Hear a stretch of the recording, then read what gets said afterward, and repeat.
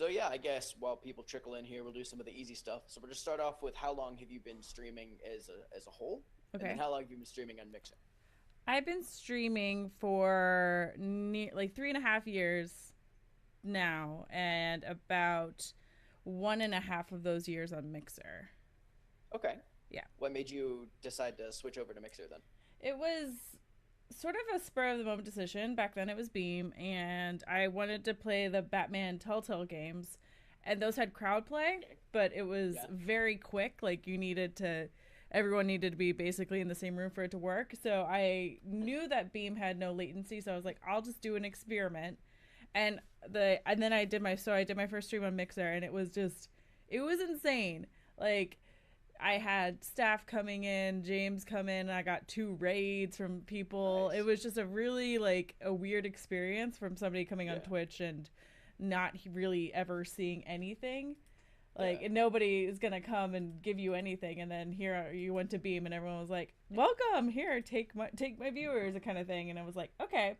Yeah. That's nice. It was a nice feeling. So I Yeah. started, so that's why I did it. And then so I liked it so much, I started restreaming to both for about a month. And then I fully switched over to Beam after that. Okay. So what was it like? You say it has a group play feature. How does that work in that game? I've never actually played Oh, Telltale's it's Batman like, before. it's kind of like a Jack and Box type style where you have, it's a basically like a story driven game. You can make your own decisions, and it's like A, Yeah. B, C, or D, and it's like Okay. a countdown of 5 seconds. And Okay. so if you're in the site, like on your phone or something, you in the crowd can pick A, and it doesn't really matter what the streamer chooses. They're just one of everyone who's watching. Okay. So it's really just everyone, like your whole group is playing the game. Like now, I think it would be an interactive, but Yeah. Yeah. back Is then it kind it of like was a built out. Jackbox Party Pack or something, but maybe Exactly. coordinated with that? Yeah. Okay. That's kind of cool. Hmm. So once you started on Mixer, how long did it take you to reach partner? I started on Mixer in September, and I made partner in February.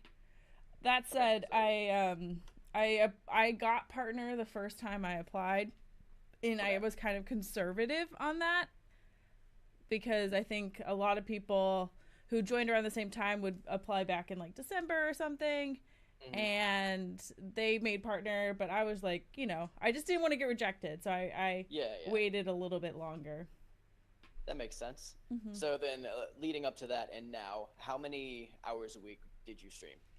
And do you stream, I guess? I How guess many hours a week you've been streaming? And then also follow up. Sorry to just cut you off there. no, it's fine. Follow up is like how much time you spend in your channel outside of the whole streaming aspect yourself.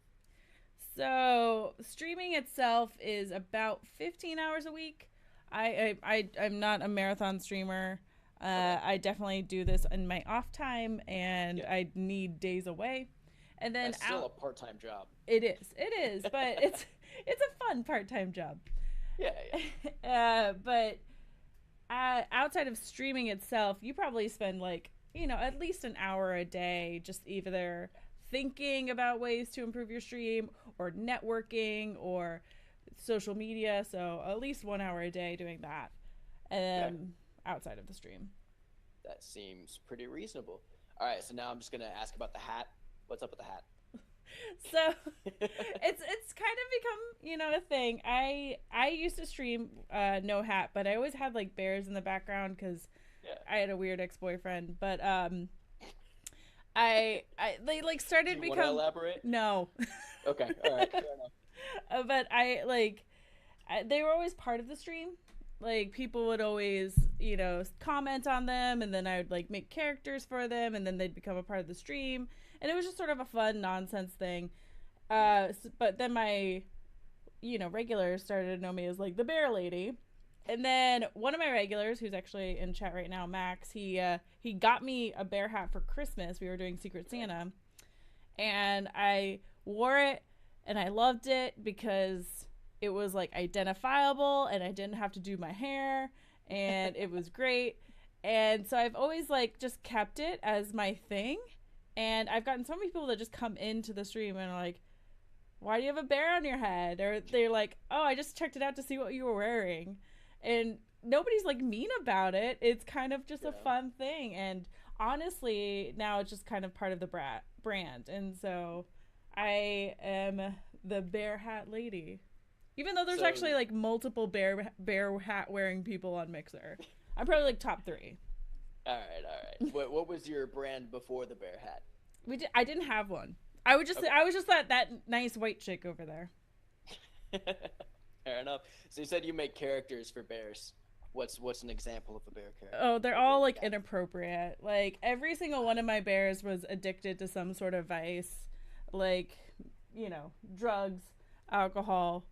Okay. Yeah, so Toilet it was paper in just the sort of a works. funny thing because we were an 18 plus stream and we would just Sure. make up Yeah. these stories. Cool. Yeah, I actually forgot to ask you if cursing was okay here, but great. It is. Fantastic. All right. Cool. Um, yeah. So describe a little bit of your story of your path from starting on Mixer to getting a partner. What are some of the highlights and what stands out to you among that journey? So I think it's hard to say in relative to somebody who's starting off Mixer from scratch, but Mhm. I started Well, off. I don't know how many people are starting off That's Mixer from true. scratch, so yeah, Some people are. I guess most people are coming from Twitch, and that makes sense. I'd say when I made my move to Twitch, maybe I'd say like 70% of my core viewers followed, and then I'd say like maybe like 10% of my overall followers followed. So Okay. you're rebuilding, but that's fine Yeah, because yeah. you still have like you're starting with your core team, then you're Yeah. already kind of know what you're doing, and so really it started off with okay, well let me find out who I like on Mixer, and who I can be friends with, and so I found a lot of streamers I really enjoy, and I Mhm. started hanging out in their streams, and they started hanging out in mine, and then I mean back then it was actually very very small. Beam like people would get partnered and you'd be like, yeah, I know that guy. Like Yeah. everyone knows that guy. So you built up this community, everyone knows about you, and then they talk about you and host you, and Mhm. so it's really about developing these sort of like-minded communities. Uh, So I'll interject here real quick. yeah. Was there a bit of a like motivation hit whenever you moved from Twitch to Mixer, seeing the numbers drop? So like even though you said a lot of the people that did not show up and did not follow you were kind of dead weight, put that in big air quotes because I don't want to call people dead weight, but yeah, they're empty numbers that drop. Yeah, was that kind of hard, or did more people end up following than you expected to? I never cared about the okay, like maybe when I first started streaming, I never cared about the follow numbers. I Okay. always cared about the concurrent viewer numbers if I cared about anything. So it didn't take a hit to me. In fact, it was kind of a motivator. I was like thought back, hey, it took me about a year on Twitch to reach 1,000 followers. And when I switched to Beam, I did it in approximately like 3 months. And I'm like, Okay. that's cool. That's a pretty cool thing. And my concurrent viewer numbers were pretty much staying the same as they were on average. So it was never a blow to my ego. It's just sort of you have to Okay. put it in perspective. Yeah, that's really impressive. Actually, I've talked to some other people that did not quite have the same experience as transferring their audience over. So Oh, that's really okay. neat. Yeah. So how do you play a lot of single player games on Mixer? Mm-hmm. I've noticed that's not super common based on people I've talked to. Do Wait, you really? find? There's no hype zone for my Hitman games. That's crazy. So what challenges are there playing single player games on Mixer? Because I noticed that a lot of people tend to think of Mixer as the battle royale platform or as the multiplayer platform. So how do you stand out and get noticed playing games that aren't battle royale or competitive? I I think that I have played a lot of PUBG in the past year, and I've played it on stream, and I love PUBG. I do. I don't like Fortnite. I love Realm Royale, but I'm just getting into it. But I know that I personally cannot be one. I'm not good at the games, and two, I can't be a single player streamer. So or a single like game streamer. Oh, Right. sorry, dogs. Let me close the door That's really fine. quick. Mine have been surprisingly behaved. It's totally fine. Sorry, I'm back. That's all right. Um, And so I know that I want to play these single player games, and I need to play them. So to be successful in terms of that, I think you have to have a core audience, because if you're sitting at 0 viewers playing Hitman per se, nobody's going to see you. Nobody's going to find the game, because nobody's really going to be searching for Hitman. Right. Maybe like one person is, and you'll be cornering the market for sure, but nobody's going to be searching for that. I think you have to have a core audience, and you have to have some sort of numbers to get you at least mid-range for people to be able to discover you. What I've found with single player games is that you can either play them the day they come out and hopefully get that crowd, and you will. Like when, I played like State of Decay 2, you get an audience of like 200 plus, but right. If you're playing State of Decay 2 today, that's probably not going to be the case. And then there's also this sort of nostalgia factor with single player games, that many people will come in if it's been out for a while and be like, oh, I love this game, I want to see how you play it. Okay. And so I think those are the kinds of people that are watching single player games. I think the crowd tends to be older, which is fine for me. Yeah, that makes sense. Yeah, and you'll get people that come in and be like, oh, do you want to play Fortnite with me? And it's just it's just part of Mixer. Yeah. Why aren't you playing Fortnite? Oh, let's group up. No, this is Silent Hill. That's not a thing. Yeah. So how do you play games differently than playing for an audience as opposed to playing for yourself? And what sort of strategies did you have to adapt to be entertaining just playing all by yourself? I actually think that maybe I always grew up playing single player games. So I feel like I'm a better gamer and a better streamer when I'm playing single player games. Because oftentimes I think people think that, hey, I'm playing a multiplayer game, I've got people talking, that's entertaining to chat. When actually it's not that entertaining to chat. And word munchers, yeah. Because chat likes to have conversations with the streamer. I find that when I play multiplayer games, oftentimes you're just listening in on a conversation, and it's hard to talk to chat while that's happening. Right. So for single player games, I find that the conversation just flows a lot better with chat if you're just, hey, how are you guys doing? And talking about the game, and you could talk about odd subjects that have nothing to do with the game while it's happening, and you're not interrupting anybody else on your stream. Okay. So I always say, like, for new streamers, that actually single player games and talking to yourself should be the norm, and you shouldn't always have to play multiplayer games to like be talking. You gotta get used to talking to yourself a lot. That's not really something that comes naturally, is it? Did you find yourself having to practice that? I'm not a big extrovert outside of streaming. I'm pretty much an introverted person, but for some reason I find everyone has this sort of inner monologue that's happening, and it's just saying it out loud. And you say stupid stuff all the time. It's just getting comfortable saying that out loud. But yeah, it is something you have to practice. And I also have found that since I have been streaming, I'm becoming a better public speaker in my real life too. That's pretty cool. I wouldn't have thought about that, but that's a nice side effect. So we'll get into a little bit here. What's the most embarrassing moment that you've had on stream? Oh my gosh. One time, this is gonna harken back way to my early days. I had two viewers who I was pretty close with somehow convince me that they were coming over to my house. Like, they're like, oh, we got tickets, we're coming to visit. And so I literally, like, on stream was just cleaning my room. I was so stupid and naive. I was so stupid because like one of them wasn't even in the stream, and I was like texting him. And I was like, "Are you coming?" And the guy was like, yeah, we're here." Yeah, that or when I've cried on stream multiple occasions. Whoa, what caused you to cry on stream?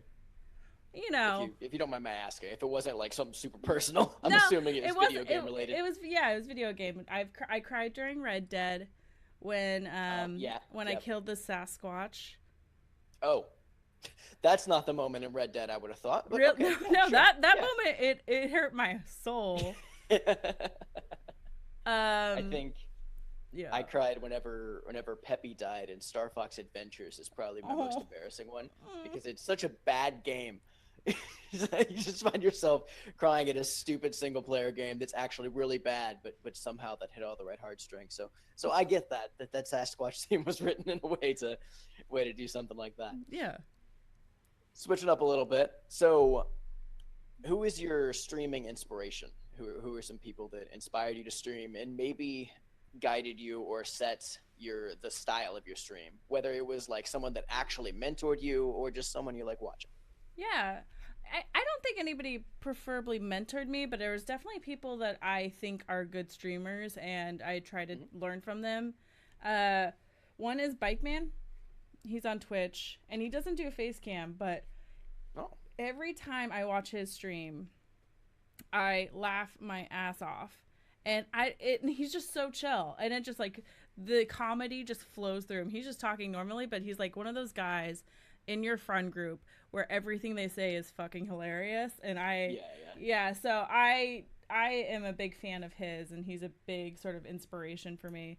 But when I was first starting to stream, there was a small streamer and he did like a Zelda marathon and I was like, I was just first learning what video game streaming was, and I was like, Yeah, I yeah. like Zelda, and I watched him do this sort of dedicated marathon to raise money for breast cancer research, and I was like, this is the coolest thing ever that people can do this and raise money and get all their friends involved, and so Yeah. that's kind of what inspired me to start streaming.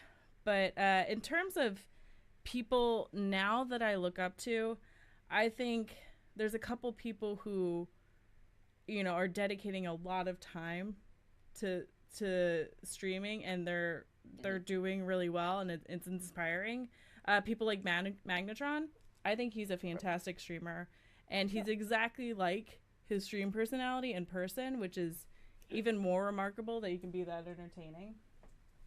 Is that rare for people to be like their stream personality in real life? I think to be a successful streamer and honestly sometimes on Mixer, yeah, it's hard because you have to be hype man Right. for all these games and it's harder to see a lot of like chill streamers like really get up there, and it's good to see that he is. I mean, he gets hype, he gets crazy, but Yeah, yeah. it's all like comedy and not just all right guys, hit that smash that host button kind of thing. Yeah, yeah, sure. The thing kind of thing that ruined YouTube.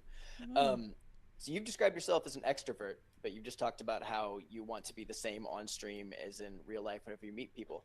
How do you find yourself balancing those two things?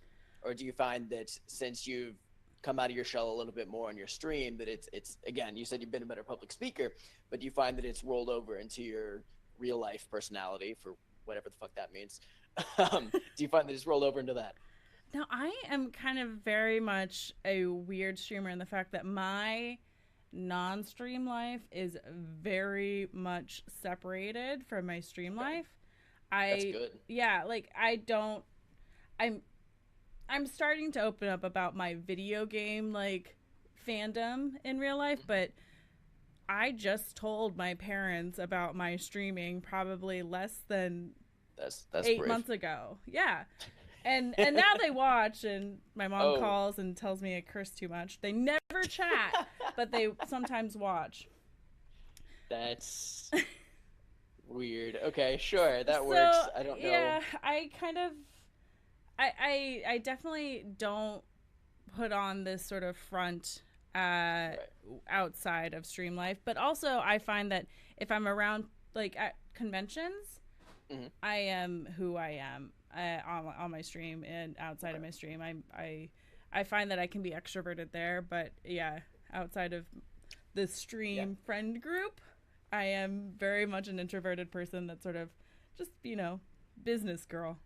I completely get that. I'm pretty much the same way there.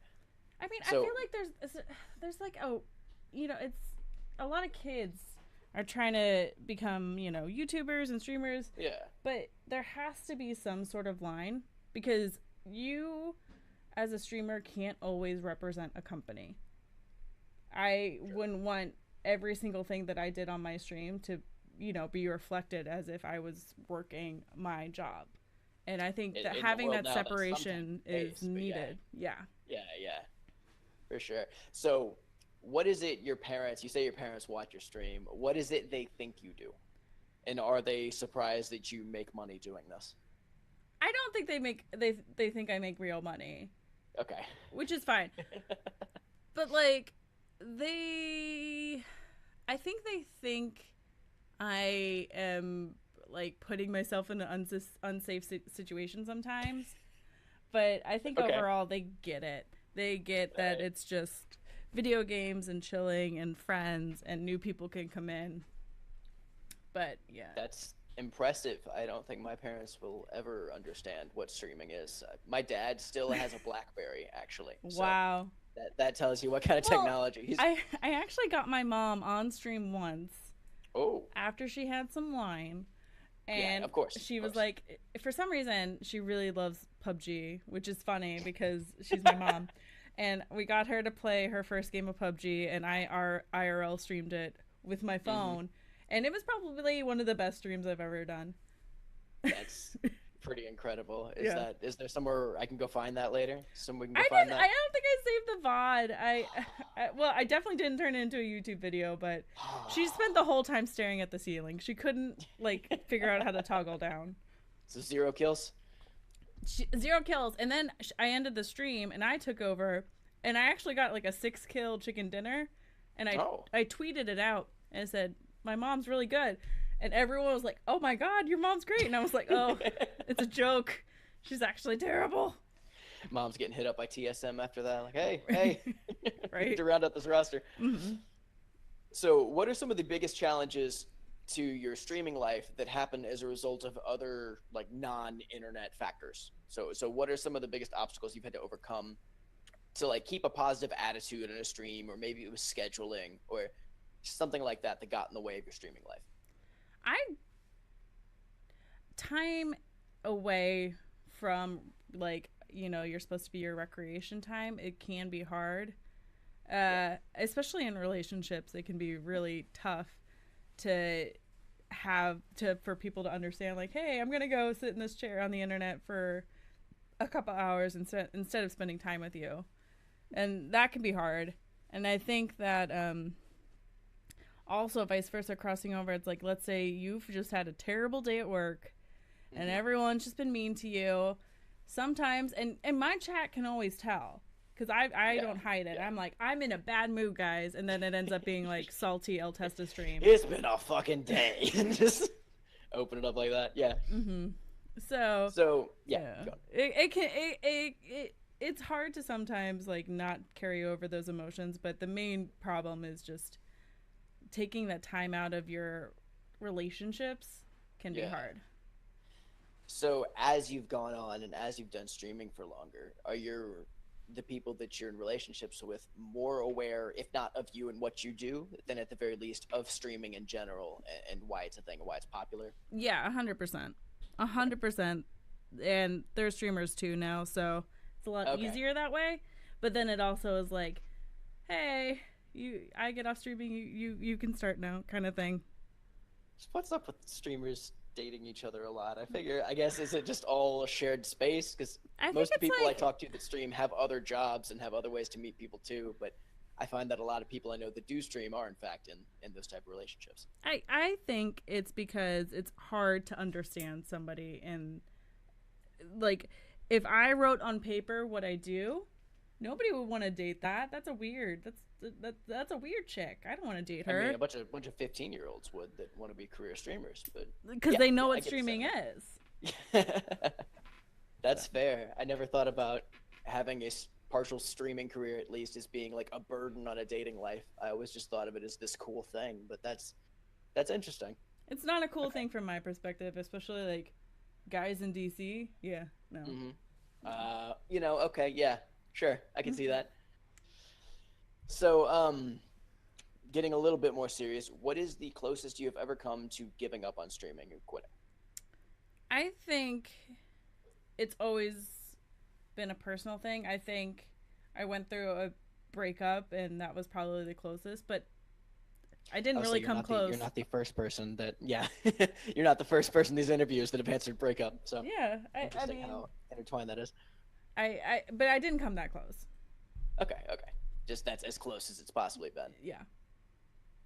What streaming accomplishment are you most proud of? This sounds just like I'm doing a job interview here, I but know. it's What still a you good should? question. What's your biggest streaming weakness? Yeah, no, I have that written down as an icebreaker. I'll use it eventually, but no, yeah. Describe a uh, time when you worked as a team. Yeah. uh, I think becoming partnered. No, you know Sure. what it was. I know exactly Oh, what it is because I remember okay. the time it happened. So I love Assassin's Creed. I freaking love it. It's like one of my favorite series. I'll play them Yeah. all. I'll replay them. They're great. The minute I knew I was like, hey, this is great, was when I got Assassin's Creed Origins for free for being a streamer. Like they're like, please stream our game, and I was like, of course I'm gonna stream your game. That was your I made it moment. Yeah, I was literally sitting in the car and I was like, Assassin's Creed just asked me to play their game. Like, of course. That was my proudest moment. That's pretty cool. That's I would have expected partner to be above getting a free video game, but that's It's more interesting. like just the That's very charming. recognition, like, hey, you're a fan of us and you Yeah. are a streamer. Please Oh take my this. God, they know my name. Yeah, yeah. It's like they noticed me. Yeah. Hmm. All right, so switching back a little bit. So, without naming any specific names or getting onto anyone specifically, Mm. what are some practices that are at least semi-popular, or things you see other streamers do that you say that's not good, don't do that, or just other things you generally don't agree with?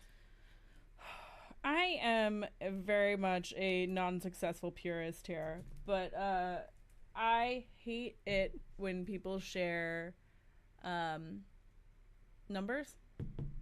I hate it when Okay, people share like sub numbers or like they like, oh, you did it, or when people are doing off stream streams to gain subs. That's off-stream just streams. yeah. So there's a new trend going around Mixer. You've probably seen it where it's just like screen and it says like, hey, click this button, click to redeem gift, Oh yeah, and then they're yeah. like Okay, giveaway, and it's just asking yeah. for Ugh. yeah. Yeah. Okay. I'm not fan of those things, and I'm also just not fans of like people in general being like, all right, guys, we reached this, we're gonna give away this kind of thing. Yeah. I know it works. I recognize that it works. It's just something that I'll never do for my stream Yeah. because It feels kind of cheap. and also it feels like my chat are garbage people and they don't deserve anything. Fair enough. Um, yeah, sure. No comment there. I'm not gonna dive into that one. Um, so another job interviewee type question. Okay. What would you say are some of your driving motivations for streaming? Like, what's the thing that? And I've actually had to answer this in a job interview. About Somewhere. streaming? Yeah, yeah. Not about streaming, no. Oh, But what motivates me to get up and do my job is something I had to answer for a team. But I actually thought it was a really good question. So what's the thing that when you're sitting there lying in bed like, oh, I don't know if I can do another stream today. What convinces you to get up and do it? there's never been a stream where I have said to myself, wow, I wish that hadn't happened. Like, every time I start off stream in a bad mood, I end it in a better mood or more tired, but better mood. I Sometimes always, both. yeah, I feel like my stream is definitely something that is personal to me. It's something I Mhm. can control, and it's something where people who come in, they come in to say hi to me, and that's a crazy thought. They're like, they're coming to say hi to you, Yeah, and they yeah, want to say, and it's just like, it's my Cheers bar. Everyone knows your name here. It's just friends. yeah. So then, sounds like you're pretty close to a lot of your viewers and your regular viewers. I can see you waving to here. But you also like to keep up the division between your stream life and your private life. Hmm. How do you manage that? I guess I'm a chronic oversharer, as my wife would, I'm sure, agree. Um, how do you how do you not overshare every aspect of your life whenever you're trying to fill time on camera for 4 to 5 hours a time, multiple I times a week? I don't know. I really am not a sharer. I am my boyfriend described it, I am a very aloof person. So I will share fun things I think are funny, but I'm never, at least I hope I'm not that kind of person that will be like, here's everything that happened in my day, because I honestly am not that way with anybody in my life. I am very much, I keep my emotions close to the chest. I'm not a complainer. So I find that I don't share a lot about my personal life. One, because I don't think my personal life is that interesting that anybody wants to hear about it. Okay. All right. So you just like build a mental wall in between stuff that happens off stream, stuff that happens on. Yeah. Well, yeah. I just I don't. I'll share like work horror stories. I'm like, oh, this happened today, but it's I don't tweet enough or Discord post enough to be a truly successful streamer. I fully believe that. And I recognize that, and that it's just the way I am. So which of your personalities is the Bruce Wayne and which one's the Batman? Definitely my stream is Batman. My work is Bruce Wayne. Yeah, sure. That makes a lot of sense. Oh, yeah. So I was scrolling through some of your streams the other day. The subbear. What's up with the subbear? Where'd you get the idea for that? And the sticker bear? Yeah. Do you have it available? Leia bear. Yeah. Well, the original plan was every month I was gonna switch the bear. And then, a shit ton of stickers. I know, it's hideous at this point. That's more than the last video I watched. All right. But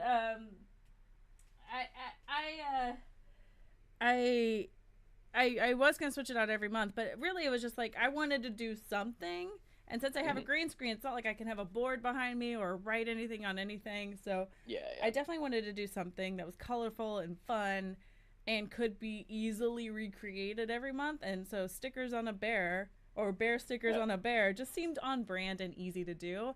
And people, like half the people don't even do it, which is fine. I'll just say it and they don't respond, and I'm like, okay, cool, no sticker for you. But some people are really passionate about it, and they're like, I want it here and here. And so it's just fun and easy. I think, you know, if you are getting subs like every minute, that's not a good option. But for somebody of my size, it's fun and easy to do. Yeah. So that's the first bear then? That Leia bear is not the first. No. She was like month 5 or something. Oh. Yeah. So they're retired bears. There are retired bears. They're up there in my closet. I just kept bringing back Leia. That's pretty good. Mm-hmm. All right, so we're going to wind down here a little bit. Here's the question I tend to ask everybody at the end. How would you rate yourself as a streamer on a scale of 1 to 10? Like you're a reviewer grading your own stream and your own setup. And this is all aspects of it. So like, as you mentioned, social media presence and stuff as well. Mm-hmm. So I have a feeling I know what the answer is going to be here. But how would you rate yourself, and what are some things that you would like to improve about your own stream going forward? I'm a 4 out of 10. Okay. I think I don't know if I agree with that. But okay. I think because I don't have to agree with it. It's your rating. I'm a 4 out of 10, and I call myself garbage because I think to be a great streamer, you have to care about certain things that I will probably not. And it's not because I'm like, oh, I think I'm better than that. I just don't. Like, what are some of those things? Like, I personally will never use this income as my full income. So for me, it's like just fun. So if I'm doing something that, like, let's say I don't care about getting a sponsor. Like, I've been approached by companies and they're like, I want to sponsor you. And honestly, I don't enjoy their product enough to put ad space on my stream. Like Loots, for example. I looked into Loots and it was like, oh, you get to call anybody out, but all right. No, Loots are great. Loots is a beautiful idea, but you get a $1 CPM. Oh, yeah. That's weird. Like, I work in advertising and I'm like, that's freaking stealing that price. So I was like, I'm not putting that on my stream, whereas others, it's great. You know, you get money constantly and easy. Right. Interesting. I don't care about the sponsorships angles of it. I do care about sort of the networking and getting in touch with game developers, and to be a good streamer, I think you also have to do that. And I don't think I'm a natural like schmoozer. So that part's hard. Not until a couple drinks. Yeah, Nobody is yeah, until a couple it's drinks. true. It's true. And How I many? also simply don't have enough time to be a really big streamer. I just don't have Yeah, enough time. for sure. How many conventions and stuff do you go to in an average year? Two. Two. So Okay. this year I went to PAX East and I went to E3. Okay. And those were great fun. I had the time of my life. I usually go to West, or I did last year, but I don't think I'm going to go this year just because I've already done my two. Yeah. I'm ready to stay home a little bit. But I live in DC, so East is really close, and it's a really good time. And I went the year before and then this year, and to see the growth that Beam to Mixer had in the presence there was insane to me. Like, you know, the year before there was probably like 25 partners there, and this year it was like 80. Jeez, that's awesome. It's gonna be a really good feeling. Yeah, it's nice to like know staff members and see them grow and see community grow and people who recognize you. It's a good time. Have you ever been recognized on the? Okay. Have you ever been recognized out in the street outside of a convention? Yeah. Once or twice. Doesn't sound positive. No, it wasn't. It wasn't ever like they came up to me, but it was like they would see me, I guess, and then they would message me and be like, "Hey, was that you there?" And I was like, "Yeah." And they're like, "Oh, I thought I saw you," and I was like, "Oh, okay, yeah, you know, say hi, yeah, kind of thing." But mostly, sign mostly having made no, it. it's the convention scene. All right. Just interesting. All right. And we'll close it with this one. I saw you play in some Detroit Become Human. Yes. So, hot button issue right here. Are robots people? Can robots be people? And can robots love? I think yes, I think singularity can happen and robots can be people. The hard part is the aging aspect, right? Okay. Yeah. Yeah, it's like, you know, an immortal human, essentially, because they don't age, they don't naturally die. I guess they can fall apart and break, but you can always fix it. That's the hard part. I feel like they'd become humans can't do that yet. Yeah. You never go to Chipotle. So you're saying you would have a relationship with a robot then, like a full on? No, I wouldn't. You would not. Okay. They could be human, but I can't date somebody who's never going to age. Okay. What if it's just a short-term thing? Oh yeah, I'd have sex with a robot. Oh yeah. That's what you're asking, right? Yes. That's not what I'm asking. No, I'm asking if you go on a date with a robot. Yeah, well, I was going to ask. All right. Where would you take a robot on your first date? I guess they don't eat, do they? Mini golfing. Okay. But they just kick your ass. I know. Yeah. It would be a very bad date because I would feel inadequate the entire time. Beep, beep. See, I was thinking you take them to an existential experience. Go like take them out to see Ex Machina and then judge their reaction to that. Just like watch them while they watch it. Yeah. Take them to see Terminator and see if they get any bad ideas. That is they'd murder you. It's great. All right. We're gonna wrap it up here, but that's a good one to end on. Do you have anything that you want to plug before we sign off? No plugs. You can catch me every Friday, Saturday, Sunday, and Monday. All right, that's nice. It's a nice little break there afterwards. But awesome. Thank you very much for coming on. It was awesome having you here. Thanks for having me. It was a good time. Really appreciate it. All right. All right. Bye. Bye, guys.